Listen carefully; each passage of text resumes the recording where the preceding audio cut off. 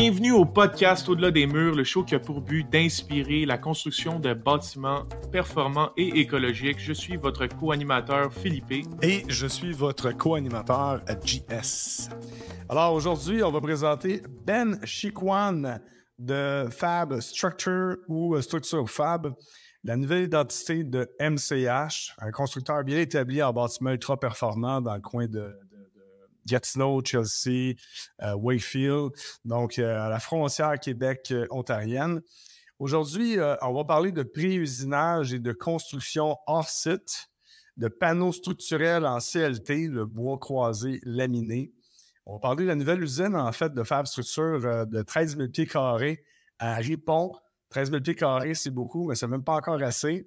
On va parler d'études de cas concrets, dont un 6 étages tout en bois, actuellement en construction à Toronto, qui a suivi en fait un modèle IPD, Integrated Project Delivery. On essaie de trouver un terme français là, pour traduire ça. Là, on arrive à livraison en projet intégré. Bref, c'est une approche intégrée concrète où les profits sont partagés à travers tous les intervenants. Donc, Ben va nous parler de ça. Je trouve ça vraiment intéressant. On va parler évidemment aussi des différences Québec-Ontario. Où est-ce que c'est plus simple, en fait, pour faire du bâtiment performant? Et finalement, on va parler d'entrepreneuriat parce que Ben a quand même plus d'une quinzaine d'années d'expérience en termes d'entrepreneur. Et il y a eu une transition entre MCH et Fab Structure. J'ai hâte d'entendre parler de ça. Alors, salut Ben, merci d'être avec nous. Oui, c'est un plaisir. Merci pour l'invitation. Excellent. Comment ça va aujourd'hui? Très bien. L'hiver approche, fait que c'est toujours un temps qu'on pousse pour aller mettre les toits sur les projets, mais là, ça commence. Ça commence. Ben justement, parlons de construction hors site, parce que c'est un peu un problème que ça résout, la construction hors site, en fait. C'est justement quand l'hiver arrive. Là. Donc, parle-nous de ça, voir. Oui, fait que ça fait un bout où c'est notre rêve de vraiment bâtir les structures à l'intérieur, puis c'était pre-mai l'année passée, on a acheté Ripon, notre usine qui est, comme tu dis, c'était 13 000 pieds carrés, puis c'est quelque chose que, tranquillement, pas vite, en train de monter, c'est notre ligne de production, qu'on va le dire. Puis c'est une évolution qui va se développer sur un autre 5-6 ans, où ce que ça va, on est en train de, présentement, tripler.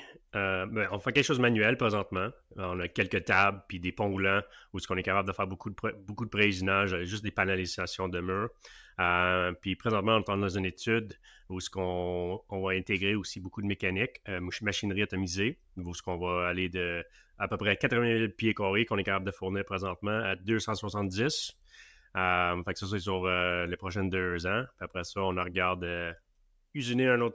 créer une nouvelle usine entièrement, puis aller juste plus valider 1 million. Parce que le marché, qu'est-ce qu'on est capable de fournir, le marché va le prendre. C'est un système qui est dans beaucoup de demandes. C'est quoi le CLT? Parce que tu construisais déjà avec MCH en CLT, là, mais c'est quoi en fait le CLT pour ceux qui ne savent pas c'est quoi? Ouais, c'est un... fait que CLT, c'est un terme qu'on utilise en français, c'est du bois massif. On a du glulam puis du CLT. Fait que laminé collé pour le glulam, puis CLT, c'est le bois croisé laminé. Fait que c'est vraiment un produit. On peut niaiser pour dire CLT, c'est du méga plywood, parce que c'est vraiment ça, ce qu'on croit. Mais au bout de la ligne, c'est vraiment ça, où on prend le bois, puis on fait les différentes orientations, puis on le colle tout ensemble dans un presse, puis ça fait un gros morceau. Puis là, on est capable de...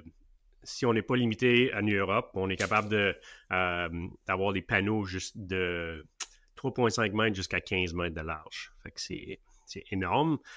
Puis c'est pratique quand on veut être rapide sur les chantiers parce qu'on est capable de prendre 45 mètres carrés d'un morceau puis le poser sur un chantier puis on peut marcher dessus 15 minutes plus tard. Fait que il y a beaucoup d'avantages. Donc, CLT, c'est vraiment quelque chose qu'on utilise dans nos systèmes de murs, oui, mais pour le volume qu'on vise, notre but, c'est vraiment créer un bâtisse qui est en carbone neutralité, parce que ça, c'est quelque chose qui est très important, que le code pousse à 2030. Fait que pour prévoir qu'est-ce que le code il va pousser. Nous autres, on va fournir pas juste le CLT comme système de mur, mais aussi un mur tout en bois. C'est notre but aussi. Fait que vraiment, pour aller plus là-dedans, c'est vraiment un mur en ossature légère, mais on va utiliser la fibre de bois à l'extérieur pour le pont thermique, puis aussi utiliser ça peut être du cellulose ou même du fibre de bois pour les cavités. Fait que ça peut être injecté la même chose, ça va être des machines optimisées qui vont comme remplir les cavités, puis après ça, on va mettre le fibre de bois à l'extérieur. Fait que ça fait un complément à un système en bois aussi. Fait que on n'utilise pas du mineral wool, du EPS, on l'utilise vraiment pour avoir le carbone neutralité, là, c'est comme la meilleure chose, le meilleur produit que tu peux utiliser, c'est le bois. Donc, c'est ça exactement qu'on vise. Ce serait quoi les autres avantages du CLT, outre que la carboneutralité? Est-ce qu'il y a d'autres propriétés qui sont vraiment intéressantes? Oui. Comme sur les plus gros chantiers, on peut dire, comme c'est vraiment la rapidité. Nous autres, pour aller horizontal sur un multi-étage, tu peux poser tes panneaux, puis comme je te dis, tu le visses, puis tu le marches dessus, puis tu mets ton deuxième. Tu peux tout de suite monter sur les projets, sur les étage par étage. Fait que ça, c'est une chose. Aussi, c'est parce que c'est normalement coupé par les ordinateurs, c'est la précision. C'est quand on arrive avec un projet très architectural où il peut avoir beaucoup de détails très intéressants, ou les coupes en double angle, ou même triple angle, on peut dire, là, où ça peut aider, parce que après que le modèle est fait, c'est embarqué sur l'ordinateur, puis on est capable on arrive avec une précision de 1.1 à 1.5 mm, où ce qu'on est capable de visser ça sur un chantier, puis on sait que ça va être minimum comme erreur. Fait que c'est performant, tu coupes les ponts thermiques, c'est structurel, c'est carboneutre, c'est fait en usine, c'est précis, les gars assemblent ça. Comment tu assembles ça des panneaux CLT en chantier? Tu tacs, tu visses, tu bottes, tu colles, tout ça à la fois, tu danses? Ouais, fait que, c'est sûr que c'est quelque chose où il faut toujours prévoir un grue plus gros que tu penses. C'est quelque chose de très lourd. Nous autres, normalement, on arrive sur un chantier, c'est un grue 60 tonnes qu'on commande tout de suite. On faut pas chier avec ça. C'est vraiment, on prend quelque chose que ça va être stable, sécuritaire pour les gars. Puis c'est parce que tu mets un petit boom truck de 20 tonnes, ça va bondir probablement un peu trop. Mais c'est vraiment quelque chose qui, comme je le dis, c'est pesant. Fait que c'est différent à gérer. On utilise ce qui s'appelle les wasp hooks pour c'est un système où on visse. Fait qu'on met 4 points d'appui avec des grandes vis qui sont capables de retenir 3500 livres chaque. Fait qu'on met 4 points, puis après ça, on est capable de le lever avec juste un crochet. C'est assez simple parce que un crochet il embarque sur le vis, puis ça fait très rapide pour comme prendre du remorque puis le mettre en place. C'est une affaire de comme 20-30 secondes pour décrocher. Donc, c'est un système qu'on utilise. Normalement, c'est des grandes vis structurelles pour le mettre ensemble. Non, on ne colle pas. On met des gaskets dans nos coins, surtout de bois à bois, parce que la précision, c'est 1 mm. On met un petit gasket qui est quelques millimètres d'épais. Puis quand on l'écrase avec un vis, c'est un joint étanche. On n'a jamais... On est capable de visser une maison ensemble, puis tu sais que avec le gasket bois contre bois, puis les vis structurelles, puis le fait que le panneau il est des fois de la longueur de la maison, t'as pas d'autres joints. Fait que c'est vraiment, ça fait quelque chose de très étanche. C'est très facile à garder une maison étanche. C'est ça, donc c'est super étanche. Et là, peut-être que ça va l'air niaiseux comme question, là, mais le bois a tendance habituellement à prendre l'expansion, rapetisser avec l'humidité. Le fait qu'il est lamellé, collé, c'est justement pour éviter ça. Fait qu'il est stable au niveau de son élongation. Exactement, oui. OK. C'est ça.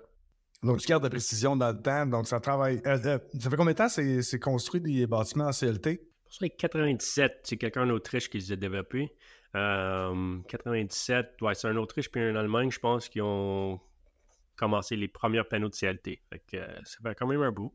Il y a une historique là, qui existe de 25 ans. J'imagine qu'ils ont dû évaluer, voir comment ça travaillait dans le temps.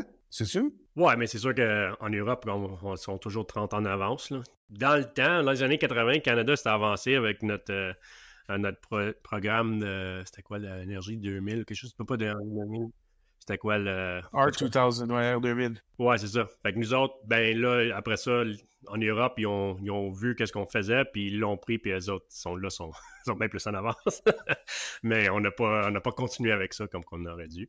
Les autres, leurs normes sont bien plus poussées que nous autres. Ben, ça change, ça évolue plus vite, ça, on va dire, parce qu'ici, ça prend beaucoup de temps.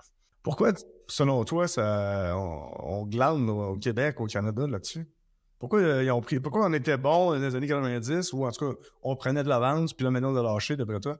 Encore, c'est juste l'industrie où c'est quand on dit le monde qui écrit le code, où c'est vraiment... ils sont pas confortables autant que... s'il n'y a pas aucune expertise là-dedans, que sont à l'aise à changer les codes vers ces normes-là. Je ne sais pas exactement. Ça, c'est dur à dire, là, mais c'est toujours dirigé vers le haut par le code. Fait que si le code est ouvert, puis c'est nédéré dans le code, là, le monde, ils vont le développer, mais ils vont commencer à l'utiliser. Mais quand c'est pas dans le code, c'est un enjeu. Nous autres, notre système de mur, on est obligé on l'a fait certifier comme avec le CSA A227, 277. Ça, c'est une certification pour un système préfabriqué hors site. Fait que quand tu arrives avec un assemblage où ce que l'inspecteur n'est pas capable de voir l'intérieur, pas capable de voir où ce que sont les peut-être où ce qu'il peut rouler l'électricité, des choses comme ça, c'est juste pour dire que notre Quality Control, Quality Assurance Programme qu'on a dans l'usine, c'est certifié par un third party pour dire que quand ça arrive sur le chantier, ils sont à l'aise pour dire oui, ça fonctionne. Fait que les autres, on est obligé de faire cette certification-là, puis là, on est obligé de même passer au travers des tests sur les matériaux, tout faire juste pour être capable d'utiliser un système qui est bien plus haut que le code, bien plus performant, bien plus en meilleure qualité. C'est comme un enjeu. On est obligé de passer 5 mois, puis je sais pas, pendant 30, 40, 50 000, quelque chose comme ça, pour comme vraiment prouver que le système fonctionne. Fait qu'il faut en vouloir. C'est comme vraiment pour pousser le code. Puis là, ça ne veut pas dire que c'est accepté dans le code. Il y a toujours l'inspecteur qui peut dire qu'ils ne sont pas confortables pareil. Donc, c'est... Pourquoi? Ouais. Mais c'est pas dans le code. Écoute, t'as passé dans le processus de CSA, t'es sacoche, t'as un robot qui coupe ça, t'as un assemblage impeccable. Voyons, on t'entend parler depuis tantôt, c'est ultra bien organisé, j'allais dire quasi militaire, mais c'est plus que ça, c'est industrialisé. C'est industrialiser une maison, c'est la rendre en industrie. C'est quoi là, cette ancienne industrielle? C'est l'industrie 4.0 là, qui promouvoit beaucoup, là. T'es déjà quasiment rendu là, puis le gars, c'est pas ça, je suis assez, wow, bah, c'est pas dans le code, fucker. Hey, come on. Non, mais encore une fois, c'est le monde qui sont pas confortables, ils ne connaissent pas, puis on est dans un monde d'assurance puis de liability qu'on est plus capable de rejoindre de là. Exact. Je voulais pas diminuer les gens qui prêchent par le code, parce que le code il est là aussi pour prescrire ce qui est à faire. Non, mais c'est là l'enjeu que nous autres on joue, c'est que parce qu'on veut faire quelque chose, parce que c'est là pour les raisons pour le monde qui veut comme couper les coins. Mais dans notre cas, où ce qu'on veut être, ça empêche le monde aussi qui veut aller bien meilleur que le code. C'est quelque chose que je pense tranquillement avec le monde que nous autres et d'autres mondes qui sont aussi dans l'industrie, les produits vont être poussés puis ça va être reconnu, mais c'est juste que c'est là où ce que le code limite l'évaluation, l'innovation. Tu l'as peut-être mentionné, mais c'est où qui sont produits? Je sais dans le fond qu'il y en a qui viennent d'Europe. Est-ce qu'on en a qui sont faites au Canada? Oui, les premiers... Ben, en réalité, la première CLT je pense, qui a été conçue au Canada, c'est vraiment l'usine à Ripon. C'était CLT de l'Outaouais au début. Puis là, eux autres, ils fabriquaient les panneaux dans un vacuum press. Fait que c'était pas vraiment le même système qu'en Europe. Ils faisaient un panneau, mais c'était pas le même système complètement. Mais c'est quand même le même produit, pas la même fabrication. Puis là, dans l'Ouest, c'est StructureLam. Eux autres, ça existe, ça fait longtemps. Puis CLT d'Outaouais, ça a été acheté de Element 5, eux autres, ça fait, je pense que ça fait 7-8 ans qu'ils existent. Ils ont commencé à Ripon, dans notre usine. Puis là, ils ont déménagé à Saint-Thomas, à l'Ontario, proche de Londres. Puis là, eux autres sont en train de doubler leur production. Il y avait comme après 60 à 80 000 pieds carrés, puis ils ont fait un autre 110 000 pieds carrés à côté. Ils sont leur 20 out pour être capable de fournir le marché dans le bois massif présentement. Fait on a Element 5, on a StructureLam, on a Kalishnikov aussi qui vient d'ouvrir je je pense à Alberta, Colombie-Britannique sur le bord. Puis quoi d'autre? Ouais, c'est sûr qu'il y a Nordique, c'est sûr. Ouais. Ça, c'est un autre. Ça, c'est notre local au Québec. Puis les autres, c'est un petit peu plus industriel. Nous autres, ils ne sèchent pas autant que nous autres, on aimerait l'utiliser parce que pour expliquer un peu comment la fonctionne le CLT aussi, pour que ça soit étanche, nous autres, il y a différentes formes que tu peux avoir dans un croisé laminé. Tu peux avoir 3 lamelles, 5 lamelles, jusqu'à 9 lamelles. Nous autres, notre préférence, c'est un minimum, pour que ça soit étanche, c'est un minimum 5 lamelles à l'extérieur. Donc, même si ça sèche puis ça ouvre un peu, là, on a quand même 3 épaisseurs de colle où ça va rester stable, puis ça n'arrivera pas au point où ça va ouvrir pour laisser l'air passer. Du nordique, peut-être ils vont faire des 5 lamelles, puis ils vont faire ça, mais ils ne sèchent pas autant que leur bois. Dans les projets qu'on a essayés, ça a ouvert plus qu'on voudrait avoir. Fait que c'est comme les autres ne sont pas intéressés. C'est plus industriel. C'est vraiment, on va mettre un drywall, on va mettre un pare-vapeur par-dessus. Si tu veux avoir un visuel, c'est là où on va pogner en Europe, on va pogner un Element 5 ou ailleurs aussi. À 5 lamelles, on parle de combien d'épaisseur le cross-section? Au Canada, malheureusement, ça part de l'usine. Donc, en Amérique du Nord, la plupart de le CLT, c'est fait vraiment d'un 2x6, d'un 2x4. C'est vraiment toutes les usines toutes les lumberyards sont vraiment, les moulins, je veux dire, ils vont créer un 38 mm. Fait que ça commence avec un 30 mm, puis ça va être, fait qu'on parle d'un 3 lamelles. Tu vas arriver avec l'aplanage à l'entour d'un 80-90 mm, après que c'est collé. Là, tu arrives à un 105, un 139 en termes de millimètres. Donc, par exemple, l'avantage, surtout que nous autres ici, pourquoi on peut acheter en Europe, puis c'est un petit peu moins cher des fois qu'acheter ici, parce que justement pour la raison où ce que l'on sort le bois comment le bois il sort du moulin. Parce que nous autres, si on veut un 5 lamellé, c'est vraiment, il faut qu'on aille vers un 139. Fait que ça fait un panneau qui est très énorme, très lourd. Par exemple, tu n'as pas besoin de cette épaisseur-là pour la structure. Tu peux descendre à un 100 mm. Fait que tu peux enlever un tiers de ça, avoir un 5 plis, puis avoir la structure qu'il te faut. Fait que là, puis avec le bois massif, tu payes pour le volume de bois. Fait que si on enlève 30% du volume du bois, là, on est dans la mesure d'avoir, pour que ça travaille de la même façon, on est 30% en avantage. Fait que c'est là où vraiment les moulins ici en Amérique du Nord, il faut qu'ils se développent pour fournir le bois laminé comme ça pour être plus efficace.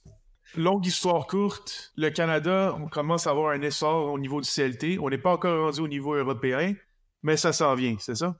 Oui, exactement. Puis ça, les petites choses comme ça, où ce que nous autres, on a parlé puis on a discuté avec Element 5 plusieurs fois, puis les autres fournisseurs, c'est que exactement ce que je viens d'expliquer, c'est quelque chose qu'il faut que ça vienne du moulin, que le changement ici. Là. Fait que puis c'est là où c'est encore une fois, c'est un enjeu parce que les autres, ça fait pendant une centaine d'années que ça existe, puis la machinerie, c'est fait comme ça, puis c'est comme ça qu'on le fait. Donc, il faut que ça change au moulin pour changer nos prix sur le marché. Vas-tu t'acheter un moulin assis? On a déjà parlé de peut-être faire la production en CLT, mais avec tout le monde qui sont en train de monter, il y a d'autres fournisseurs qui vont venir dans le marché prochainement en Amérique du Nord. C'est juste que nous autres, notre value add qu'on fait sur les produits, il n'y en a pas dans le marché. Fait que c'est là où on vise notre compagnie là-dessus parce que c'est plus on va porter plus au marché avec ça. Fait que c'est quoi la valeur ajoutée, là, en quelques mots, de Fab Structure? Ouais, fait que quand on parle d'un CLT, normalement, le monde, ils vont dire, regarde, on fait une structure tout en CLT, c'est pré-usiné, puis ça monte vite. Oui, ça monte vite quand on parle juste le CLT, mais là, tu fais la même chose que tous les autres bâtisses, tu vas aller faire le tour 4 fois. Tu vas aller mettre ton étanchéité, ton isolant, tes forains, le revêtement. Donc, nous autres, l'avantage qu'on fait, c'est on va sur la table, le CLT après c'est coupé, on va mettre l'isolant, on va mettre les membranes extérieures, on va mettre les foraines, on va le monter debout, on va installer les fenêtres, on va faire tous les tours des fenêtres en scellant avec les membranes haute performance pour garder notre étanchéité. Puis aussi, on va mettre des fois, on va faire le flashing à l'extérieur des fenêtres pour que c'est prêt à recevoir le revêtement. Puis là, avec notre développement d'usine, à un moment donné, ça va être le revêtement inclus. C'est juste ça commence à prendre beaucoup de place, puis on n'a pas assez de place présentement. Fait que ça, c'est le value add, parce qu'en même temps que le panneau il passe dans l'usine, tu peux avoir toutes ces couches-là que si tu es surtout dans un multi-étage, 5-6 étages, là, on parle de faire coucher pendant 20 minutes être 6 étages en haut, puis essayer de mettre 3-4 couches d'extra. C'est une grosse différence. Exact. C'est sûr. Parce que tes murs en CLT sont finis intérieurs. Il y a beaucoup de gens dans les constructions de LCH, ou en fait, je pense pas mal tous, gardaient le beau fini de bois à l'intérieur. C'est fait. T'as-tu besoin de faire d'autres choses une fois que c'est installé, mettons, en dedans pour la finition? Ben, nous autres, on est déjà venus sur les chantiers plusieurs fois parce qu'on l'était pour le sceller d'avance. Mais tu vas toujours avoir un peu de UV qui va faire une différence de couleur, puis tu vas être graffinier, puis tu vas être toujours en train de sabler un peu pour l'arranger des certains endroits. Donc là, on a arrêté de faire ça, puis surtout que ça prend le temps en usine. Ça veut pas beaucoup de value add qu'on faisait justement sur le chantier. Tu fais juste le sabler un peu, puis mettre ton fini dessus. Fait que comme dans la même phase de drywall, si tu vas en rajouter du drywall ou du gyps dans le projet, c'est vraiment, tu fais ça en même temps. Puis ça fait partie du projet où tu vas juste le sceller parce que tu veux comme pour éviter la graisse, la poussière, des choses comme ça, rentrer dans la fibre de bois. Donc, pour nos auditeurs, pourrais-tu nous expliquer une coupe de mur typique? Là? Pas besoin de nous donner la recette de vos succès, là, mais juste une coupe de mur typique d'intérieur à extérieur, ça ressemble à quoi? La beauté, c'est très simple. C'est CLT, à peu près minimum 100 mm, si on parle d'enveloppe extérieure. Puis on met notre minimum fibre de bois à l'extérieur, où c'est un 200 mm. Fait qu'on visse ces deux produits-là ensemble, ça fait un assemblage de mur, tout en bois, puis c'est fini. C'est sûr que là, il y a des membranes, la foraine, le revêtement, mais en termes de qu'est-ce qui est structure, isolant, ton enveloppe thermique, on parle de 2 produits de bois vissés ensemble. C'est aussi simple que ça. Y a-tu la colle? Sur le fibre de bois à l'extérieur, c'est des longues vis qui passent au travers. Fait que c'est vraiment juste des vis avec des washers thermiques qu'on met dedans. Puis t'en mets quelques-unes. C'est un pourcentage qui est très minime. C'est en bas de 1%. Donc, quand tu fais ton calcul de thermique, on a moins que 1%. On a alentour de 1% pour les vis pour le mur au complet. Fait que c'est vraiment un assemblage où toute ton structure à l'intérieur. Puis quand on parle aussi, surtout en Amérique du Nord, pas l'Amérique du Nord, mais en Canada, où c'est bien plus froid, on parle toujours d'avoir notre qui reste les moins, comment on va dire ça, qu'est-ce qui respire le moins à l'intérieur, puis vers l'extérieur, ça respire mieux. Donc, quand on parle d'un CLT, c'est un CLT qui est imperméable. Puis là, le fibre de bois, il y a un PERMS. Je ne me rappelle pas exactement c'est quoi les PERMS, mais c'est plus assez élevé. Donc, dans ce cas-là, si jamais il y a un peu d'humidité ou quelque chose qui va sortir du CLT, passer au travers peut-être un boîte électrique ou quelque chose comme ça, ça va aller vers le fibre de bois. Puis le fibre de bois, il va le prendre, puis il va être capable de le respirer, puis le tirer vers l'extérieur.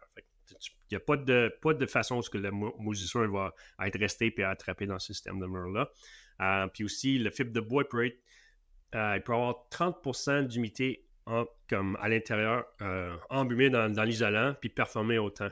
Fait que même s'il y a quelque chose un fruit d'eau, quelque chose de même, ou juste quelque chose qui coule vers l'extérieur, c'est juste ça va quand même performer jusqu'à autant que ça vient plus que 30%. C'est beaucoup, le 30%. Là. C'est capable d'en prendre beaucoup. Là. C'est très résilient là-dessus. Ça, c'est bien. Donc, pas de colle, pas de COV ou un minimum, en fait, de produits. Ou pas du tout, en fait. Pas du tout. Ben, le CLT, il la colle. Mais quand on parle de CLT, le colle dans le CLT, c'est minimum. Comme VOC, on parle de...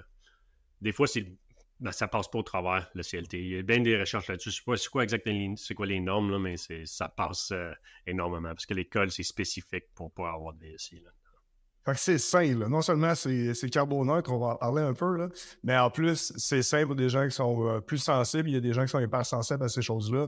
Ils gagnent d'avoir des constructions en CLT issues de chez vous. Cool. Mais je me sens que c'est comme revenir un peu plus à une solution. C'est juste pas pour vous en couper, mais c'est la simplicité. Hein? C'est vraiment... Il n'y a pas plus simple que ça. C'est comme tu dis, c'est du bois avec une isolation de bois. C'est un mariage parfait. Là, puis en plus, tu n'as pas de gyps, t'as pas rien. Ça vient minimiser le bâtiment à ses fonctions les plus nécessaires. Ton élément de structure, ton élément isolant, tes membranes, point final. Non, c'est ça que, tu sais, puis on a fait beaucoup de développement là-dedans aussi, parce que le fibre de bois, c'est un enjeu en termes d'avoir certifié ici. Il y a un fabricant qui va être, ça s'appelle GoLab, en Maine, 11 heures de route de nous, peut-être vous connaissez déjà. Fait que là, présentement, on faisait l'importation de l'Europe, mais ça va venir ici, fait que là, vraiment, ça va faire un produit. C'est encore une fois, on est au Canada, le fait qu'on n'a pas ce produit-là. On a MSL, c'est sûr, en Louisville. C'est un produit qu'on utilise quand même. Pour avoir 200 mm d'épais, c'est quelque chose qui ça rend comme un 8-9 couches, là, probablement quelque chose d'MSL. Donc, c'est pas très... Puis c'est un différent procédure de fabrication aussi. On va avoir un wet process puis un dry process. Donc, vraiment, c'est le dry process qu'on cherche parce que ça peut créer des choses qui sont... des panneaux qui sont jusqu'à 240 mm d'épais. Pourquoi qu'on voudrait avoir 240 mm d'épais? Ouais, mais quand on fait nos calculs de bâtisse, fait que comme je disais, le minimum, ça va être de 200 mm qu'on va poser à l'extérieur. Par exemple, si tu veux aller maison passif ou tu veux aller juste aller pogner plus de performance parce qu'on fait toujours un PHPP pour comme faire les calculs sur les bâtisses pour voir c'est quoi la demande d'électricité. Puis là, on est capable de calculer avec les clients. Regarde, si c'est 200, ça va coûter tant par année. Par exemple, regarde, on va rajouter notre 40 mm, puis ça va descendre ton coût de temps par année. Fait que c'est vraiment être en mesure de faire... Parce que c'est aussi simple que ça aussi, quand on parle de simplicité, c'est vraiment... On va juste ajuster l'épaisseur de cet isolant-là, le système reste tel quel. Fait qu'au niveau du design, il y a beaucoup de préparation? Ouais, fait que on parle de 80-20 rule, fait que c'est comme... Normalement, en construction, tu fais 20, peut-être 20, ça dépend c'est qui, là, mais surtout dans une maison unifamiliale, pour la plupart du temps, il n'y a pas grand-chose dans la planification, puis tout ça se fait sur le chantier. Nous autres, c'est complètement le contraire. On va faire toute la planification, on va voir le digital twin qu'on l'appelle. Puis quand on arrive sur le chantier, c'est vraiment probablement 3, 4, 5 jours d'installation. On fait beaucoup de préparation, jusqu'à 8 mois des fois là, de préparation. Parce que pour nous, c'est différent aussi. On commande des fenêtres puis on va intégrer les fenêtres dans le panneau. Fait que si on a un délai de 6 mois des fois pour les fenêtres, il faut prévoir le temps, recevoir les fenêtres en usine, faire le panneau puis arriver sur le chantier. On parle d'un délai à peu près 8 mois, 1 an facilement avant de mettre un fini sur le plan. OK, fait que tout est préparé d'avance. C'est comme on dit, ultra ça coche là, des bâtiments. Là. Le Digital Twin, j'ai pas entendu ça souvent dans le résidentiel. Là. Tu vois ça ces temps-ci, depuis une couple d'années, c'est le BIM là, dans le commercial institutionnel. Là, tu vois des annonces passer avec justement, là, tu vois des chargés de projet se promener dans des méga gros chantiers. Là, mettons sur YouTube, j'ai vu ça, là, ils ont comme une caméra. Puis là, tu as le chargé de projet dans le bureau qui compare, le technologue, l'architecte compare avec la vraie vie. Faites-vous ça? Avez-vous des caméras pour nous? Non, mais on niaise toujours, mais on dit qu'il n'y a pas de papier sur nos chantiers. Là. On a tout fait en bois, mais il n'y a pas de papier. C'est tout fait sur les iPads, des choses comme ça. Il y a beaucoup de sous-contratants qui veulent quand même qu'on imprime quelque chose, mais en réalité, le modèle il est là. Pourquoi imprimer? Moi, j'ai toujours... je trouve ça toujours ridicule qu'on fait tous les modèles en 3D, même quand on bid sur des projets. On sait qu'il y a un modèle qui existe, puis là, il envoie 40 pages de détails, puis tout ça, puis il faut tout sortir l'information de là, puis le modèle est là. Pourquoi pas partager le modèle? En tout cas, pour nous, le modèle est là, fait que pourquoi le mettre sur des 2D, puis l'emmener sur le chantier? Tout le monde, on bâtit les modèles parce que c'est très facile à naviguer, puis tout le monde est capable de trouver trouver l'information qu'il faut. Puis aussi parce qu'on est vraiment un design build aussi. Fait que là, si jamais une question sur le chantier, on a le design team intégré. Fait que c'est un petit texto, une petite communication pour avoir les détails plus en détail. Hey, on va y aller directement là-dessus. Ça suit bien ce que tu dis. Tu es en train de faire un projet en ce moment à Toronto. 6 étages, tout en bois. Vous avez suivi le modèle IPD. Tu viens de faire référence en ce moment. Là. Décris-nous donc, c'est quoi l'expérience de ça? En quoi ça consiste? Parce que c'est pas juste l'approche intégrée. Là. C'est plus loin que ça. C'est la réalisation, en fait, intégrée. Ouais, fait que comme notre compagnie est un petit peu différente en termes de innovant, puis on veut expérimenter avec différentes choses. Moi, je trouve dans un modèle contractuel, l'IPD, c'est quelque chose qui qui est innovant aussi dans un certain point. Ça fait quand même un bout que ça existe. Puis ça fait un temps qu'on parle d'être vraiment vouloir être intégré avec des projets comme ça. Parce que le modèle de bider sur des projets, on l'a fait peut-être 1 ou 2 fois. C'est pas quelque chose qu'on aime faire. Moi, je trouve que c'est un gaspillage de temps, un gaspillage de main-d'œuvre pour quelque chose que peut-être tu vas réaliser le projet. Si vraiment on veut faire un projet, peut-être on va le faire. Mais la meilleure façon que moi je trouve que ça va être innovant puis ça va développer comme façon de faire, c'est vraiment l'IPD où ça va être où ce que à place d'avoir un architecte qui va développer des plans puis envoyer à différents contracteurs pour avoir un bid, qu'est-ce qu'ils font à place? C'est peut-être un architecte qui va créer un schematic, même peut-être des fois c'est juste pour dire c'est ça qu'on veut, c'est ça qu'on visionne faire sur ce terrain-là. Puis là après, c'est une équipe qui va bider sur l'idée puis le budget. Fait que le budget est déjà partagé, c'est un target value design. Puis là, l'équipe il va être montée puis ils vont dire OK, on va être c'est notre mission de faire le design avec les critères qui sont pour le projet-là, avec le budget. Fait que tout le monde travaille comme une équipe. Qu'est-ce qu'on fait à Toronto? C'est justement ça. On fait, au lieu d'un projet, par exemple, on fait un suite of projects. Fait que c'est plusieurs projets. Fait que c'est le fun parce que la plupart des projets de IPD, le monde, il va se former une bonne équipe. Puis là, après un projet, tout le monde se quitte puis il s'en va. Puis des fois, ils ont fait des bonnes amies. Puis là, ils se quittent. Mais pour nous autres, qu'est-ce qu'on est en train de faire? C'est vraiment de développer une équipe qui va faire projet à projet. Fait que ça devient même plus intéressant parce qu'on va travailler toujours ensemble. Puis on peut toujours améliorer puis être plus efficace. Par exemple, c'est pas juste partager le design puis bider sur le design, c'est vraiment quand on fait le projet ensemble, c'est un profit pool. Fait que vraiment, tout le monde met leur profit sur la table. Tu es payé tes coûts. Ça, c'est tu partages qu'est-ce que ça te coûte pour livrer ton scope. Après ça, tu vas demander, tu mets dans ton demande le coût de ton profit. Puis ça va varier chacun parce que tout dépendant qu'est-ce que tu fais, il y a différentes marges pour les profits. Puis après que le projet est réalisé, si c'est bien exécuté, là, le monde, ils vont avoir les profits qu'ils ont demandé. Mais par exemple, si ça va, on a quelque chose, des oversights ou quelque chose qui ça a coûté plus dans certains endroits que l'autre, ben là, c'est sûr que ça va sortir du profit pool. Mais pas juste du profit pool, il y a aussi un risk pool, fait que c'est comme un contingency qu'on met aussi, fait que c'est pas juste des profits qui vont être partie la première erreur. Qu'est-ce que ça fait, par exemple? C'est juste une façon de mettre un drive dans l'équipe pour travailler ensemble. C'est vraiment l'idée, là, parce que si tu es obligé de... si tu sais que tes profits sont sur la ligne, ben, si un électricien, il dit, regarde, si on bouge la structure, on fait ça ensemble, on peut s'en sauver autant, mais on sait que ça peut être on va en avoir plus dans le profit. Ça, c'est des exemples. Il y a plusieurs exemples comme ça. C'est juste que ça fait... surtout dans les mécaniques, on travaille avec toutes les compagnies des mécaniques pour vraiment intégrer tous les trous dans le CLT déjà d'avance. Fait qu'on travaille ensemble en design pour comme tout intégrer. Puis de n'importe quelle façon qu'on est capable de trouver des cost savings, on le fait. Parce que c'est.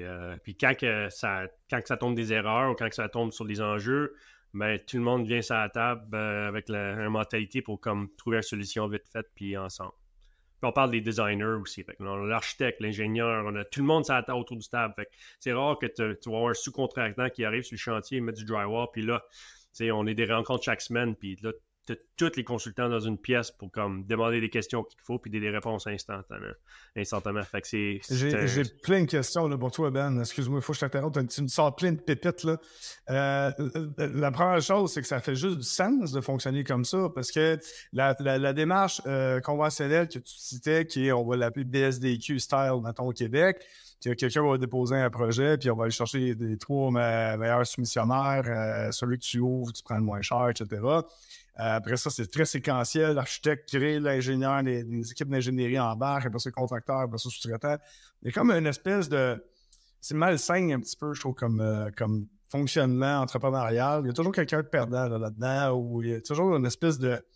On est toujours à cheval à savoir, bon, on le fait dessus, on va-tu perdre? Je ne le verrai pas dans mon salon. Je ne travaille pas comme ça, mais j'ai vu Ça... Tu pointes toujours à quelqu'un d'autre, c'est pas ma faute, c'est ta faute, c'est pas ma faute. Puis ça, comme c'est un des pet peeves dans la construction, il y a assez ça de juste être en bataille avec n'importe qui parce que pourquoi pas travailler en équipe? Exact. Ça amène à l'autre point que je voulais dire. Si t'es game d'y aller all-in avec toute l'équipe, puis que tout le monde est responsable du profit, t'attires des gens qui sont par définition responsables, qui ont cette valeur-là, ce qui va à l'opposé de dire « Ouais, c'est pas moi, c'est l'autre. » Oui, ça, quand t'es responsable, on va en faire ça. OK, ça fuck it up, ça arrive, des fuck up, let's go, on va de l'avant, comment qu'on solutionne ça? Fait que tu dois attirer une gang d'entrepreneurs, pas juste d'entrepreneurs de construction, là, tous les entrepreneurs... que ce soit architecte, designer, ingénieur, ceux qui réalisent le projet, tout le monde veut que ça réussisse. C'est juste la continuité logique de l'approche intégrée. C'est la seule façon, je pense, qu'on peut arriver à faire des vrais bâtiments performants, profitables. Parce que performant, ça ne veut pas dire manger juste du pain à la fin de la soirée. Là. Tu sais, on est en affaires, on n'est pas... c'est un but lucratif quelque part. Là.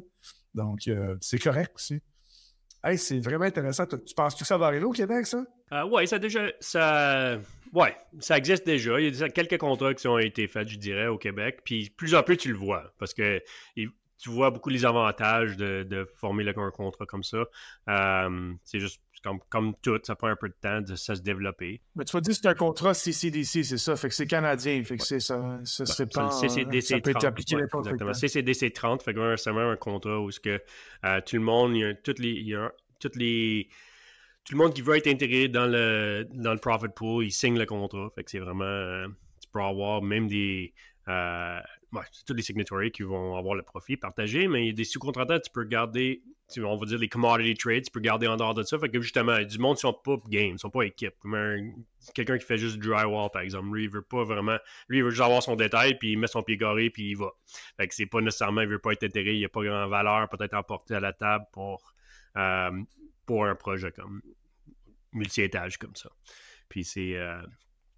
on peut continuer à parler peut-être d'un peu de ces multi-étages-là, puis une solution qu'on essaie de pousser, puis pousser le code là-dessus. Oui, absolument. C'est à Toronto, présentement, où est-ce qu'on fait ce projet-là intégré, on parle des 6 et 8 étages. Fait que le code a changé en Toronto pour tout le centre-ville pour densifier. Donc, c'est pour descendre les 2-3 étages qui sont comme à la fin de leur vie, puis monter jusqu'à les 6-8 étages. Fait que là, on regarde de densifier, prendre une maison qui est capable de prendre peut-être 2-3 différentes familles maximum, puis rentrer quelque chose qui est peut-être 20 unités au maximum, probablement.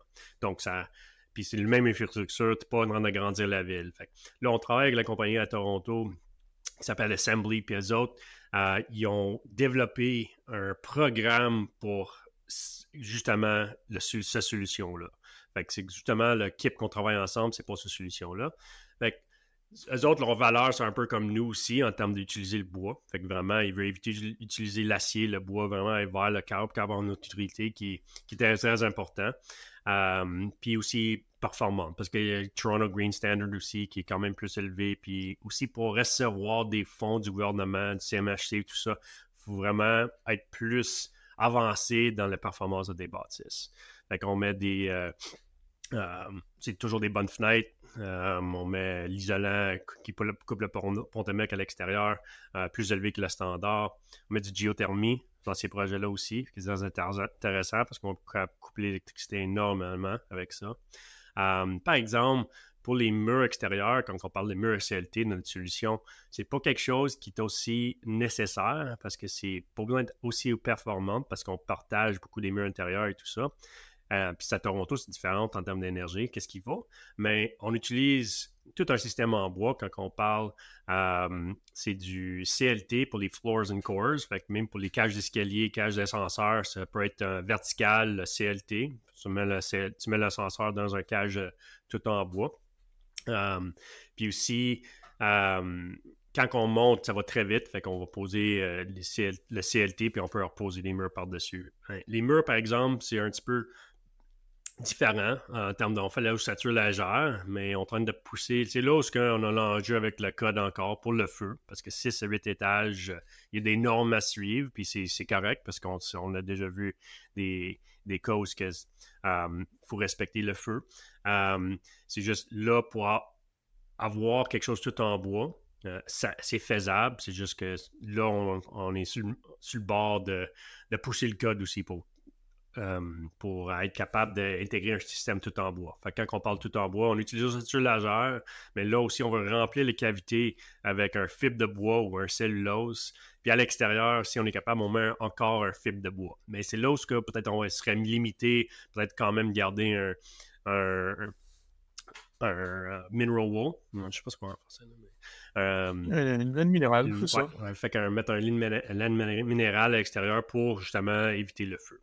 Donc, c'est là où on va être peut-être limité pour comme être capable de fournir quelque chose tout en bois, mais c'est quelque chose qu'on va embarquer à faire des tests. Fait que c'est ULCS 134, c'est vraiment la norme à suivre pour le feu, où est-ce qu'on va pousser cette norme-là avec notre nouvel système de mur qu'on développe là, pour les 6-8 étages, pour être capable de fournir tout en bois. Parce que aussi, t'es pas obligé. On parle de garder tout le bois exposé. Sur les murs, il y a encore différentes normes à suivre. Garder tes murs exposés, c'est un petit peu plus compliqué que garder, mettons, ton plafond exposé.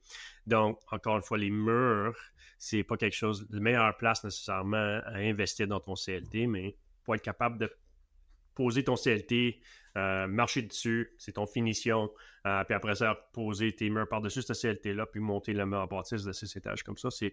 On l'appelle un hybrid. Fait que tout en bois, hybride. Fait que c'est un autre système pour être efficace. C'est sûr que ça existe, les wood castles, qu'on dit, les châteaux tout en bois, parce que c'est comme CLT, tout, partout.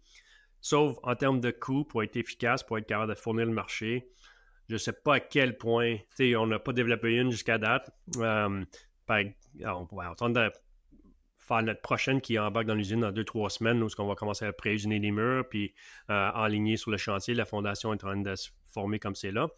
En termes de coût, c'est vraiment quelque chose, encore une fois, avec l'équipe qu'on est en train de former avec l'IPD, ça va être quelque chose qu'on va travailler fort pour être compétitif dans le marché, parce qu'on veut que tout le monde utilise ce système-là. Donc, c'est vraiment...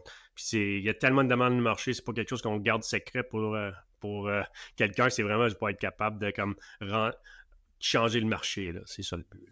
J'ai une question, là, peut-être que c'est moi qui arrive en retard puis je ralentis le groupe, je m'excuse. Mais là, ça fait 2-3 fois que tu te dis depuis le début du podcast, on est prêt à marcher dessus. Dans ma tête, le mur de CLT, c'est un mur vertical. Est-ce que ça sert aussi de structure horizontale? Ouais, c'est ça qu'on dit quand on dit floors and cores. Fait que c'est vraiment. Fait que pour les 6 étages, c'est le CLT utilisé uniquement horizontalement. Fait que on fait. Fait que quand on arrive sur un chantier, on va poser des murs. Le plus long, toujours, c'est sortir du béton, parce que c'est jamais précis au précis du millimètre que nous autres au niveau. Fait que ça nous prend comme, peut-être 4-5 jours, une semaine, là, juste pour comme mettre ça de niveau à notre précision. Ben après, tu poses tes murs, puis ton premier niveau, il est posé. Ça va pour précision au millimètre. Donc, là, on pose nos murs. Là, tu arrives, tu poses tes CLT. Là, comme je te dis, tu marches dessus. Fait que là, tu es en train de poser tes CLT.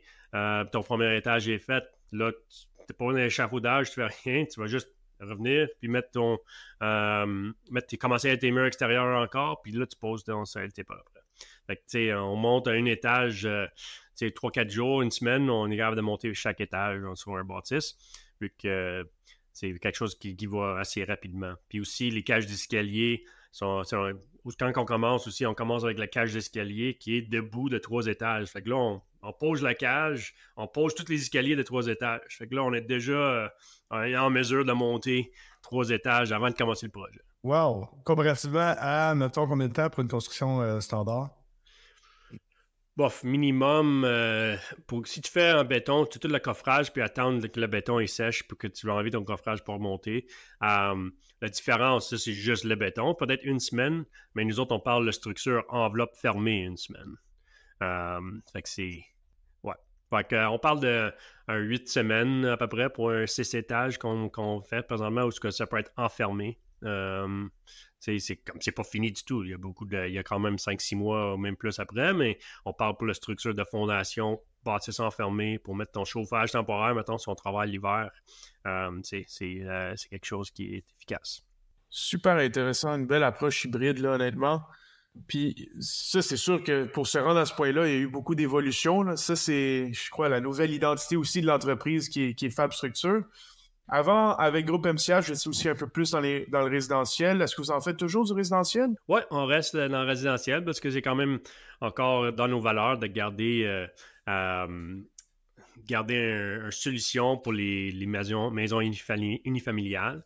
Le but de prendre les plus gros projets, c'est vraiment être capable de faire du volume pour investir dans l'équipement, pour descendre les coûts pour l'unifamilial. Fait que faire un peu de take from the rich, give to the poor type de programme. Fait que c'est pas vraiment sans les riches, mais juste les plus gros projets, créer le volume où on est capable d'acheter la machinerie qui va aider vraiment à fournir le marché unifamilial. Puis c'est vraiment ça. Puis l'unifamilial, c'est sûr qu'on tente de développer aussi plus des relations pour les contracteurs. Fait que là, dans le temps, MCH, c'était vraiment une compagnie de design build où on prenait le main d'un client de A à Z. C'est sûr que ça va exister pour quelques projets qui nous intéressent beaucoup.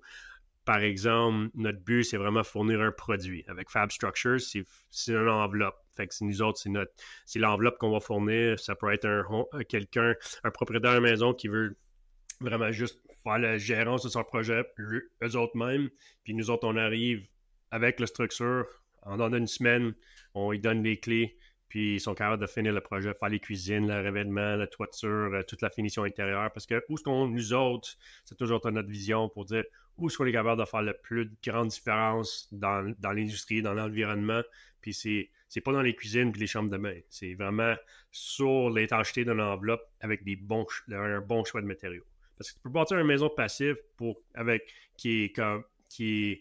on peut dire c'est pas bon pour l'environnement. Si tu fais juste par exemple, tu fais un bone structure où c'est tout en acier puis tu spray foam au complet, ça, tu vas jamais avoir un retour sur l'impact sur l'environnement. On peut parler, oui, sur le operating cost, mais initial upfront l'impact initial, c'est quelque chose que tu vas jamais revoir en termes de choix de matériaux. Le plus important dans n'importe quel quand on parle d'être environnemental, c'est le choix de matériaux que tu utilises pour faire ta construction. Surtout au Québec, hein, parce qu'on en parle beaucoup, mais au Québec, le carbone opérationnel est quand même bas. On a une énergie qui est quand même assez propre. Donc, c'est de plus en plus important dans notre province d'avoir un carbone intrinsèque de nos matériaux de bâtiment qui soit vraiment plus bas. Parce qu'ici, la différence, les proportions du opérationnel et le terme m'échappe, là, mais le carbone intrinsèque des matériaux, ben, il est vraiment beaucoup... il est différent des autres provinces. 100%. Puis on regarde ça, il y a des outils plus en plus qui commencent à se sortir pour être capable de nous aider avec ces calculs-là. Juste pour vous donner une idée, qu'on a fait des calculs, parce qu'on a fait beaucoup de projets jusqu'à date, puis on fait beaucoup d'analyse énergétique. Puis avec le PHPP, qu'est-ce qu'on utilise comme... quand on parle d'une maison passive, on passe de 15 kW par mètre cube par année. Oui, c'est ça. Donc, nous autres, normalement, on vise au Québec un 35. Parce que si tu es en bas de 35, ton retour d'investissement, il va sur comme 100, 120 ans. Parce que tu vas aller d'un 35 à un 15, ça va te coûter peut-être 40, 50, 60 000, puis tu vas sauver 50 à 100 $ par année. Fait que ça peut être même plus que ce temps-là. Fait que pour nos clients. Puis là, si tu vas prendre ces matériaux-là, puis tu vas le mettre dans le bâtisse, là, justement, parce que pour niaiser un peu, pour dire la meilleure maison pour l'environnement, c'est de ne pas construire une maison. Parce que aussitôt que tu commences à assembler des matériaux, tu as un impact sur l'environnement. Fait que la meilleure chose que tu peux faire, c'est bâtir plus petit. Deuxième chose, c'est des choix de matériaux. Puis aussi, quand le calcul, comme on dit au Québec, quand on parle de carbone neutralité, c'est vraiment... si on n'est pas obligé de mettre autant d'isolants, on vient de sauver 30-40% de ce matériau-là pour avoir un impact sur l'environnement qui est... c'est pas vraiment un impact, mais je ne sais pas si tu comprends ce que je suis en train de dire. C'est comme pas obligé d'investir dans plus de ces matériaux-là parce que il n'y a pas grand valeur. Puis c'est un matériau qu'on intègre dans le projet que c'est pas nécessaire. Parlons au cash un peu, Ben. Ça a toutes des belles propriétés. Je t'ai vendu d'avance puisqu'on a déjà travaillé ensemble, mais là, je comprends davantage l'intérêt. Parlons cash, grosso modo, t'es-tu game? Oui, bien sûr. Fait que sur les multi-étages, on n'a pas vraiment de numéro encore parce qu'on n'a pas exécuté un projet d'A à Z. Mais pour les unifamiliales, on vise, puis c'est déjà quelque chose qu'on est capable d'exécuter, même avec notre système présentement. On parle d'une maison, l'enveloppe. Fait que l'enveloppe, je vais commencer avec qu'est-ce qu'on a inclus dans nos prix. Fait que l'enveloppe, c'est vraiment dalle sur grade, parce que d'une autre façon, quand on parle de diminuer sur l'environnement, on fait un dalle sur le sol, puis là, on est capable de calculer aussi les charges qu'il nous faut. Fait que nous autres, on va fournir la dalle, non, hein, au moins les détails, puis l'isolant qu'il faut pour aller pour le dalle. Fait qu'on parle de dalle sur grade, on parle des murs extérieurs, on parle de système de toit. Système de toit, je disais parce que ça peut être des fermes de toit ou ça peut être un système panélisé, tout dépendant que tu veux avoir un cathédrale ou non. Puis les fenêtres, puis tout en isolant, puis tu es prêt pour le revêtement extérieur. Fait que c'est vraiment le toiture, il va être prêt pour ton membrane, puis les murs extérieurs, ça va être prêt pour ton revêtement. Avec les fenêtres et les portes intégrées. Fait que c'est une enveloppe où tu peux mettre le chauffage, sauf que c'est pas protégé de l'extérieur des environnements. Fait que c'est quelque chose que faut quand même engager d'autres contracteurs pour faire la toiture et les revêtements, des choses comme ça. Donc, pour ce package-là, normalement, on parle dedans de 225 à 250 $ le pied carré. Ça varie parce que le bungalow versus deux multi-étages, on parle de ton area to volume ratio. Fait que tu peux avoir plus de pieds carrés, moins de murs extérieurs. On voit toujours les maisons passives, c'est une boîte carrée de 2 étages, gable roof, parce que c'est plus efficace. C'est la meilleure chose que tu peux faire.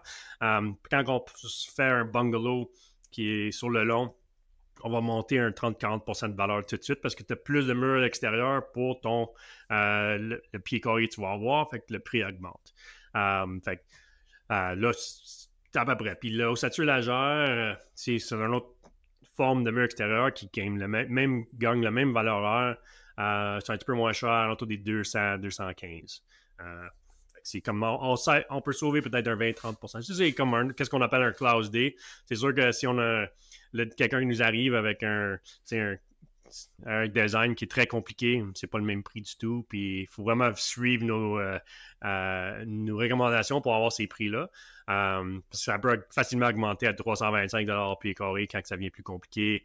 Beaucoup de murs rideaux, des plafonds à 14 pieds, des choses comme ça change complètement. On parle des plafonds à peu près 8-9 pieds, un boîte, où est-ce que tu tombes à quelque chose comme ça, où est-ce que c'est le plus efficace. Standard, oui, parce qu'il y a comme un ratio aussi superficie-volume.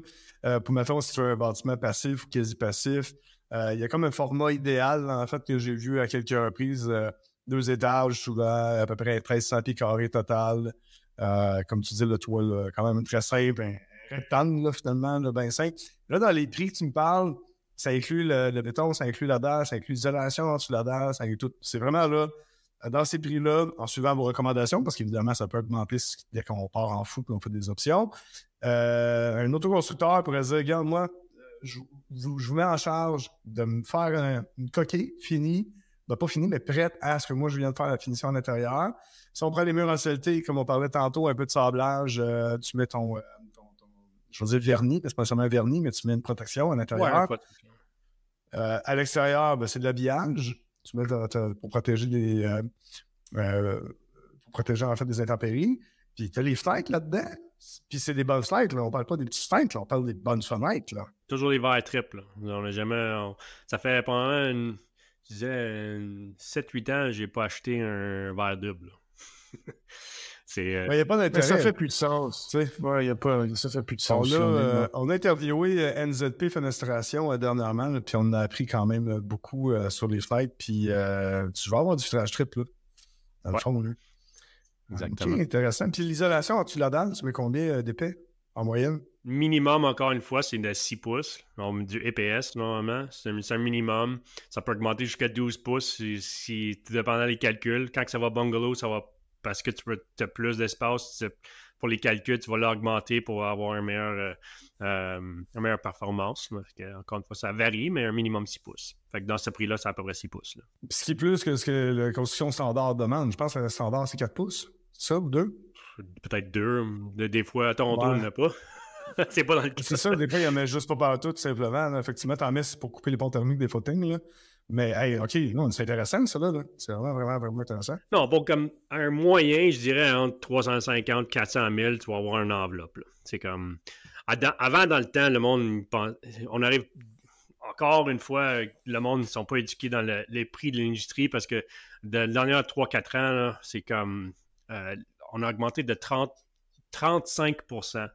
Fait que c'est vraiment, si tu veux un moyen, surtout, on a augmenté de 35%. Fait que qu'est-ce qu'on pouvait bâtir une maison pour 500 000, là, 3 ans, c'est rendu à 800 000 pour bâtir une maison, à peu près. C'est comme, tu peux pas bâtir une maison unifamiliale, surtout si tu développes un rural, là, on parle toujours à peu près $1 million à cette heure, ces journées-ci. Fait on a encore beaucoup d'intérêt que le monde vient nous voir et regarde, j'ai 300 000, je veux bâtir une maison. Ça n'existe plus. Même dans l'industrie standard, si tu le fais tout toi-même, tu achètes tous les matériaux standards, peut-être tu vas arriver. Mais c'est quelque chose que c'est de valeur parce qu'on est en train de bâtir des maisons qui vaut plus cher que le marché, de quelques 100 000. Là. C'est facilement. Oui. Là. Je vais mettre en relation les chiffres que tu as dit, là, aux 200, entre 200 et 215, tu vas vraiment avec le plus petit mur, ou 225, 250. Bon, on s'entend, une maison facile à faire à guillemets. Tu as un bâtiment qui dépasse largement le code, quelque chose d'étanche, de performant, stable dans le temps. Tu ne compares pas au bungalow moyen là, des développements réguliers. Non, pas du tout. Vraiment meilleur. Non, pas du tout. Ben, c'est un pourcentage de la bâtisse aussi. Fait que, par exemple. Exact. Ouais. Mais c'est juste que pour dire qu'il y a beaucoup de monde qui vient nous voir encore. J'ai 300 000 pour bâtir ma maison, j'ai 400 000. Ou même, le monde vient nous dire j'ai 500 ou 600 000 pour le projet au complet. Tu as plus des taxes aussi, tu as un autre 15%. Fait que tu enlèves ça du budget. Fait que c'est de valeur, mais c'est à l'autour de minimum 800 000 pour vraiment créer quelque chose d'allure ces journées-ci. Ouais. Tu sais, à 500-600 000, ça se fait aussi, là, mais tu parles de quelque chose de très, très simple là, qui durera pas plus que 30 ans avant que ça va être commencé à pourrir, mais quelque chose comme ça. Là. Oui, c'est ça exactement. Le bâtiment performant, il est plus durable dans le temps. On l'avait vu avec Julie, là aussi, là, justement. Là. Puis c'est pareil à Québec, Ontario? Au niveau des coûts de construction, c'est quoi les différences, en fait, Québec-Ontario? Que tu vois, toi? La différence, c'est comme il y a des inspections en Ontario. C'est au Québec, on se pogne une licence RBQ, puis tu es supposé de respecter le code. Donc, c'est sûr pour nous, ça a été quelque chose où ce qu'on travaille un peu plus différemment. C'est pas inspecté, fait qu'on est capable de faire quelque chose. C'est notre testing ground, on peut dire. C'est le fun au Québec. On est capable de faire ça comme un testing ground, puis vraiment exécuter des projets. En Ontario, c'est sûr que c'est bien plus dur à embarquer dans le... passer les normes au travail des inspecteurs, puis vraiment faire comprendre. Comme un étanchéité d'air sur un bâtisse de CLT, il n'y a pas de pare-vapeur. Dans le code, ça prend un pare-vapeur. Fait que là, expliquer que, regarde, c'est un Class 2 Vapor Barrier parce que c'est écrit dans le code, ça. Fait qu'il faut comme toujours éduquer, toujours en bataille, vraiment avec les inspecteurs. Québec, c'est sûr que c'est plus simple pour ces raisons-là, pour travailler pour essayer différents projets puis être innovatif.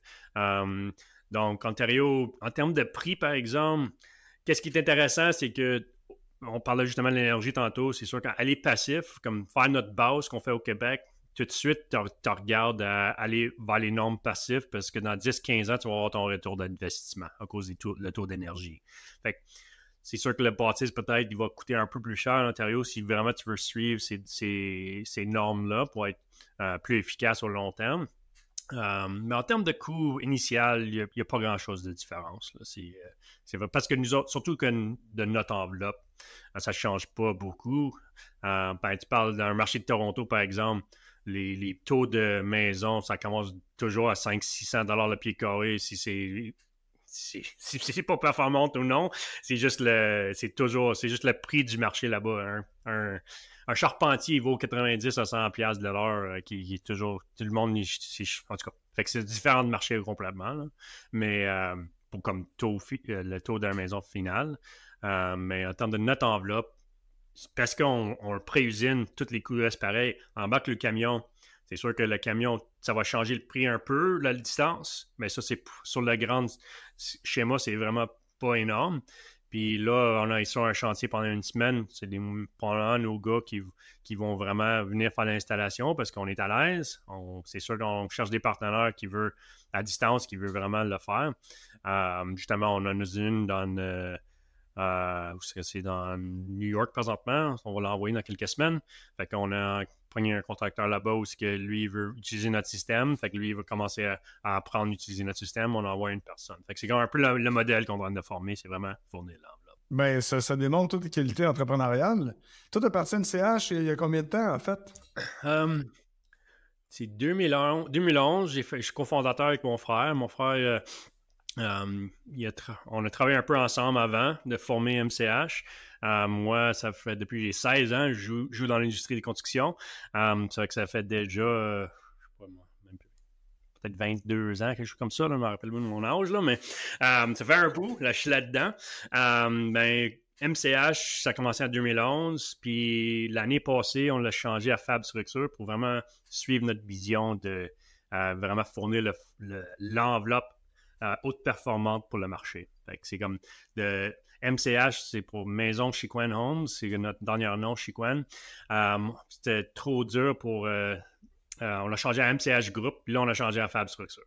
Fait que le but, c'est vraiment juste pour avoir un produit, comme vraiment démontrer un produit. Structure, c'est vraiment le produit. Fab, puis c'est Fab pour fabrication ou n'importe quoi d'autre tu veux utiliser. Fabulous, si tu veux dire. Fabulous. C'est fabulous, moi j'aime ça. Mais en fait, c'est un peu la difficulté entrepreneuriale des entreprises de services, que ce soit des entreprises en mécanique, que ce soit de la consultation, que ce soit de l'entrepreneur général. C'est très souvent unique, c'est un one-shot deal, tu le fais, oui, tu apprends, tu recopies, colles tes recettes, mais il y a toujours à réadapter. Si tu veux faire un vrai impact entrepreneurial, large scale, tu n'as pas le choix de trouver des systèmes qui sont justement plus facilement reproductibles. Et c'est une belle évolution de partir de, OK, on va faire de la maison vraiment unique, vraiment performante. Maintenant, comment on est capable de faire mieux, plus partout? Là, l'usine des meubles préfabriqués en CLT, il y a vraiment un marché là-dedans. De toute évidence, tu parlais de jusqu'à 1 million de pieds carrés de production. Puis le marché serait capable de le prendre en masse. Tu s'en vas aux États-Unis. T'es-tu un peu au BC en ce moment? T'essaies-tu de percer le BC? Non, t'es allé en l'Est, par exemple. T'es allé en Nouveau-Brunswick, des choses comme ça. Mais pour l'instant, c'est sûr qu'à un moment donné, ça n'avait pas de sens de mettre... le camionnage pour le traverser le pays, c'est commence à avoir des pertes, là. Mais c'est sûr que c'est là où encore une fois, on peut développer la même usine dans plusieurs endroits plus tard aussi, là, si vraiment on veut embarquer là-dedans. Parce que le modèle qu'on en a créé, ça va être une ligne de production automisée. C'est vraiment quelque chose qu'on travaille avec Investissement Québec puis Innovation de bois, des choses comme ça présentement pour vraiment faire une différence au Québec, vraiment introduire quelque chose d'innovatif en termes de technologie ici au Québec. Fait que là, présentement, on est en train de développer une ligne. On a une consultante elle-même pour nous aider qui ont déjà fait plus qu'une centaine d'usines. Qu'est-ce qu'on parle de faire? Puis on donne une dernière petite démarche pour comme vraiment choisir tout l'équipement puis la ligne pour comme faire notre phase 1 qu'on appelle à Ripon, parce qu'on l'amène de notre 80 000 pieds carrés à peu près 270, 300 000 pieds carrés par année. C'est par automiser la ligne puis gagner plus de performance. Puis quand on parle de ça aussi, on attend de diminuer le montant de CLT, mur de CLT qu'on va créer, puis vraiment aller développer l'ossature largeur tout en bois, parce que c'est un marché aussi que c'est là où on veut pousser aussi, parce que le CLT, notre ligne il va être flexible pour le recevoir, mais en termes, surtout pour les coûts ces journées-ci, c'est à peu près de 20 à 30% plus cher que l'ossature laser. Donc, j'ai déjà avec les prix des maisons, quand on parle de un 60-80 000 à sauver sur un projet, le monde sont prêts à le recevoir. C'est à recevoir quelque chose qui est différent parce que la performance est là pareil. C'est la même performance. C'est quand tu veux quelque chose d'architecturel ou tu vraiment c'est juste un vouloir, ça fait du sens de mettre le CLT. Parce que surtout, tu veux mettre un finition en bois, là, tu parles déjà, ça vaut la peine. Clairement, tu parles de professionnels, de consultants. Moi, ce que je remarque, ça fait quand même une couple d'années qu'on travaille ensemble. Et en fait, tu avais un ancien chargé de projet, Alex, qui était venu, en fait, me rencontrer à Saint-Jérôme. Puis ce que j'ai remarqué, c'est que ton équipe, globalement, tu sais vraiment bien t'entourer. C'est d'après moi un des succès de l'entreprise. C'est-tu naturel ou tu y penses en disant non, moi, j'ai vraiment besoin de m'entourer des meilleurs? Non, c'est quelque chose que... fait que, comme je te dis, on a une compagnie familiale, fait que c'est... je suis cofondateur avec mon frère, mais aussi, quelques années plus tard, c'est ma soeur qui nous a rejoint aussi. Elle a un bac en business. Fait que là, c'est elle qui nous a venu mettre en ligne, qu'on va dire, parce que nous autres, on était en ligne pour pas vivre longtemps, parce qu'on a ça conçu avec nos mains, mais garder un business en ligne, c'est quelque chose c'est pas pour tout le monde. Puis on sait, dans l'industrie de conduction, c'est ça. Puis aussi, la femme de mon frère, Sophie, elle, c'est elle qui gère notre HR. Fait que c'est elle qui fait partie de notre équipe. Puis c'est elle, sa vision, c'est vraiment créer aussi un compagnie où l'environnement de travail elle veut que ce soit le meilleur au Canada, on va dire. Donc, c'est ça, vous êtes motivé par une vision commune d'innovation, de performance. Tout le monde veut travailler, c'est passionné, on l'entend. Ouais. On l'entend. Ça serait quoi le secret? Tu pourrais dire, maintenant, quelqu'un qui part en business en ce moment, qui nous entend depuis un an déjà quasiment, puis qui fait « OK, moi, j'embarque là-dedans. » Ça serait quoi, mettons, les conseils que tu donnerais à cette personne-là? Ben, les petits pas. On a fait plusieurs pas des fois où on a essayé de grandir trop vite, puis on est obligé de tomber en arrière pour rester en vie. Donc, oui, tu peux avoir des grandes visions, mais prends ça pas à pas, parce que c'est quelque chose qui peut te mettre un peu trop de stress, puis arriver dans une situation où tu vas être obligé d'avoir quelqu'un pour t'aider, pour rester en vie. Ça, c'est une chose. C'est sûr que, vous entourez des personnes que tu veux travailler avec, parce qu'on dit, tu ne veux pas travailler avec du monde qui te chiale la journée longue, on va dire. Fait que j'ai vraiment trouvé une bonne équipe, c'est sûr. C'est hire fast, fire fast, hire slow and fire fast, c'est ça qu'ils disent. Là. Ah, ça, c'est tellement tough à mettre en pratique, hein? Alors, je comprends, là. Engage lentement, là, mais en même temps, tu as besoin d'une équipe, tu as besoin de bâtir, il faut que tu y ailles à petit pas, mais tu as vraiment besoin d'une équipe, mais il faut que tu y ailles à petit pas. Puis là, tu engages quelqu'un, tu investis du temps, de l'énergie, puis là, ça commence à être autonome. Mais si tu files que c'est pas bon, ça sera pas bon. Mais ça prend du temps avant de catcher ça, combien ça va te coûter d'énergie, d'argent. Là. Ah, mais c'est tough dans la vraie vie, ça. Mais oui, c'est vrai, c'est un bon truc. Ouais, c'est sûr. Puis nous autres, on vient juste d'être dans une position vraiment où on peut le faire. Mais si tu arrives là avant nous, là, ça c'est un conseil peut-être qui est intéressant. C'est pas juste pour le staff, c'est vraiment pour tes clients aussi. Parce que si tu n'as pas un bon feeling d'un client du début, c'est bien mieux de le lâcher au début, même s'il y a des petites pertes au début, que plus tard. Parce que nous autres, on va essayer d'arranger le client, on va donner ça, on va donner ça. Mais si tu donnes quelque chose au début, tu vas le donner pour tout le long terme, puis au bout de la ligne, il ne serait pas content pareil. Donc, normalement, c'est pour dire, c'est supposé être un two-way street. Que les clients, tu donnes un service, oui, mais en même temps, il faut que tu ailles les respects des deux bords. Puis si tu vois déjà qu'un client, il t'arrive, puis il fait des demandes qui ne sont pas réalistes, tu as le droit de casser la relation avec eux aussi du début. Tu peux être professionnel dans cette façon de le faire. Tu n'es pas obligé de le faire comme... c'est juste, tu peux expliquer. Il y a une manque de trust, puis nous autres, on travaille sur des relations avec beaucoup de trust, puis là, nous autres, si on ne l'a pas, on n'est pas à l'aise de continuer notre relation ensemble. Exact. Trust comme dans la confiance, pas les fermes de toi, là. Ouais. Mais... confiance, c'est le mot que je manquais, oui. C'est une relation, surtout dans des projets de construction, des projets à longue haleine comme ça, qui souvent vont s'échelonner sur des mois, souvent des années. J'ai des projets que ça a pris 4 ans avant qu'ils aboutissent. C'est exactement ça. C'est une relation avec un autre être humain. Puis c'est tellement bien. C'est vrai que tu peux renvoyer, entre guillemets, des clients, ce qui est aussi difficile que renvoyer des gens que tu engages, mais des fois, c'est vrai que c'est nécessaire. En général, écoute ta petite voix. Puis si tu files pas la confiance, c'est sûr que quand ça va. Parce qu'un projet de construction, hein, ça va toujours me mener mal aller. C'est certain. Vers la fin, là, quand l'argent là, commence à être moins là, le stress, tu as des dépassements, puis là, il y a toutes les petites accumulations de tout le long de projet. Ça te prend des gens qui sont capables de se dire « OK, on va réfléchir un petit peu. » là. On niaise un peu, on dit, quand on commence les relations avec les clients, on dit on est en train de créer un mariage ou qu'on va avoir un bébé ensemble. Fait qu'il faut vraiment regarder comme ça. Parce qu'on va avoir un mariage où il y a une relation qu'il faut gérer, puis après ça, on va avoir créé une structure, un bébé, où ce qu'on va être obligé. C'est pas une affaire où c'est une transaction, puis c'est fini. On va être là pour quelques années en train de parler de ça, puis essayer de gérer ça. Fait qu'il faut comme... Tu peux prendre tes clients un peu comme un mariage. Il faut vraiment regarder comme ça un peu. Là. Puis le bébé vient 9 mois plus tard en plus aussi, hein? Exact. Puis tu sais, on est un podcast pour vraiment démocratiser le bâtiment ultra-performant puis démontrer à quel point c'est plus accessible que bien des gens pensent.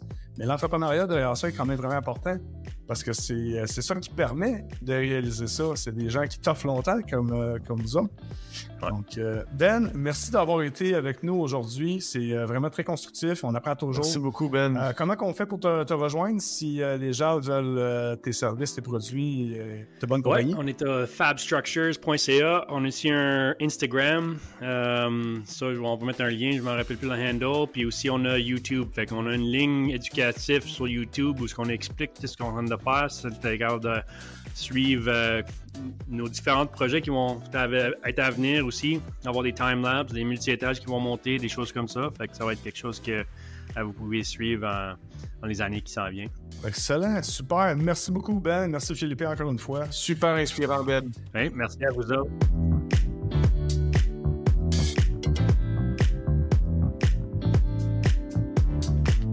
Merci d'avoir été des nôtres pour cet autre podcast Au-delà des murs. Merci Philippe et merci à notre invité. Rendez-vous sur notre site web addm.ca pour plus d'informations sur l'invité du jour. Réécoutez tous les podcasts sur Spotify, iTunes ou même YouTube et abonnez-vous pour ne rien manquer. Commentez les podcasts, faites-nous part de vos suggestions et échangez directement avec nous sur LinkedIn, Facebook et Instagram ou envoyez-nous tout simplement un courriel à info@addm.ca. Pour tous vos besoins de rénovation de bâtiments ultra performants Net Zero Ready, contactez Philippe et son équipe via Retrofit, RETROFIT, construction.ca. Pour la ventilation, le chauffage et la climatisation de votre projet d'inspiration Passive House, rendez-vous sur la boutique en ligne de Boursier, BOURCIER, ventilation.com pour contacter notre équipe. Merci encore une fois et à la prochaine!